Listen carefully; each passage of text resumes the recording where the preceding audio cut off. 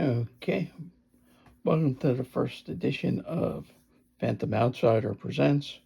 Basically, we're going to go through comics. We're going to start with Avengers 1, Stan Lee, Jack Kirby, Don Heck. This is the omnibus.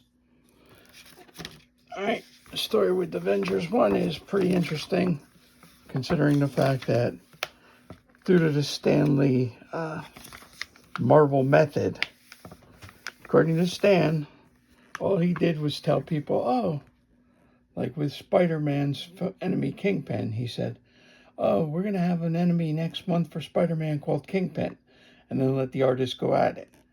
And, then he said he helped co-create Kingpin because he gave him a name. Well, with the Avengers, you can see, what happened was somebody was falling behind on their book, so they needed something to go to the printer, because back then, if nothing went to the printer kept the money, and the company got nothing. They didn't get nothing printed, so they had to get something there. I think they had like 10 days, and Kirby was tasked with coming up with something. So I said, hey, we can't come up with new characters and new origins. Why don't we just take our old characters, and ones we already got, and put them in a team? So that's what they did, which is funny because DC had the Justice League, and Stan said he was out golfing with the publisher, and the publisher said, hey, Stan, the sales on Justice League are great. Why don't we do something like that? Which means basically Stan Lee's boss came up with the idea of the Avengers before Stan Lee did. But hey, it is what it is. So anyway, here's Loki planning away, plotting, and he wants to get Thor, and Thor's Don Blake, and there's Jane Foster, and he's looking for somebody to fight him, and he sees the Hulk, and then he tricks the Hulk into trying to stop dynamite on a train track, and he smashed it because Hulk can't turn on a dime. He can just leap at this point, which he could always do. But then the train's coming, so Hulk takes a boulder, puts it under the track, stands on the boulder to hold the track up so that the train doesn't crash. And then after it passes, it crashes. So, of course, they're like, train engineer identifies Hulk as would-be wrecker. Hulk tried to destroy a train. So Rick Jones here and the Team Brigade decide to contact the Fantastic Four. Loki redirects, heading for Fantastic Four headquarters. Somehow he redirects it, and it winds up, at the time, Donald Blake was supposed to be in Chicago. Now, maybe he was in New York now, but it went from New York to Chicago to Don Blake via radio. Starts at ham radio, winds up on a radio frequency. Of course, Thor hears it. Then Ant-Man and the Wasp get the same signal. And back then, they used to use a cannon to fire themselves out and be caught by flying ants. Because this is the fastest way they can think of to get to the Midwest. I don't know. They must do like a relay. Iron Man hears it. He gets dressed. Now, what's odd is his armor at this point looks like cloth. All right? And at the time, his armor was supposed to be way more bulky than, the current jobs that he has. So they're waiting around for the Fantastic Four. They get a call back, like, hey, we just got it. And Reed's like, hey, maybe somebody else will show up. It's like, and then, and the Torch is like, who else can do what we do? And all of a sudden, Thor shows up. I'm like, oh, why are you surprised you called me? And then Iron Man shows up. Oh. And then Ant-Man and the Wasp show up.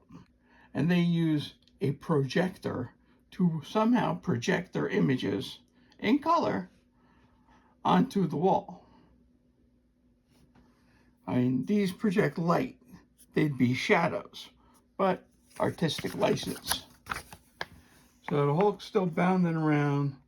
Loki creates an image of the Hulk at the window so Thor can see him, and Thor, of course, chases after him, follows him, decides to fight him, throws his hammer through him, and realizes, oh no, it's Loki. Now, he decides, oh, I'm not going to tell everybody else. I'm just going to go to Asgard and deal with Loki myself. But we'll let the others just, continue to pursue the Hulk for no reason. So Rick's trying to convince him that the Hulk's not really bad. He's got to, he's innocent. He doesn't think he did it. Now, what's interesting in this next panel, even as a child, I had questions.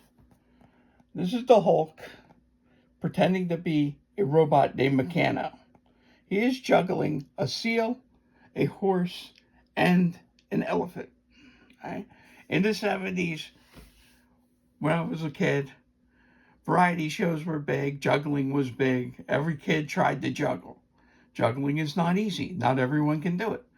But how do you practice juggling a horse that weighs a couple 100 pounds, a seal that weighs like 100 pounds, and an elephant that weighs a ton, 2 tons? And then somehow figure out how you can throw them enough so that you A, don't hurt them, and B, make sure you can catch them. It doesn't seem plausible, but hey, this is the comics. And this always reminded me later on when I saw the movie The Jerk of the scene with, oh, there's a great ugliness in my land, cat juggling. It's like, oh no. Same thing with this. It's like, all right. So people like marveling. He picks up a cage with the lion tamer and the lions. The ants think they might have found the Hulk because the ants are the star of this book, really. I mean, the ants do everything. They go after where Ant-Man's ants say to be. The Hulk is now juggling a cage with his feet. Again, not very easy. I don't know how he's doing it. The ants then undermine it, and he falls in. Now, what's weird is they don't say what happened to the cage. And what was in the cage, we don't know. If the cage was empty, it broke. If there was somebody or something in it, they were in trouble. Now, somehow, he's in a crevice, and he kicks out, and he's free. And then it is him. It's the Hulk. They identified him. They look like people. They announce, hey, we're going to deal with this. The Hulk tries to get away, and now, somehow, Ant-Man and his ants have found a steel cylinder, which the ants carry up a pole across a wire and then drop on the Hulk with accuracy. The Hulk, of course, is now something.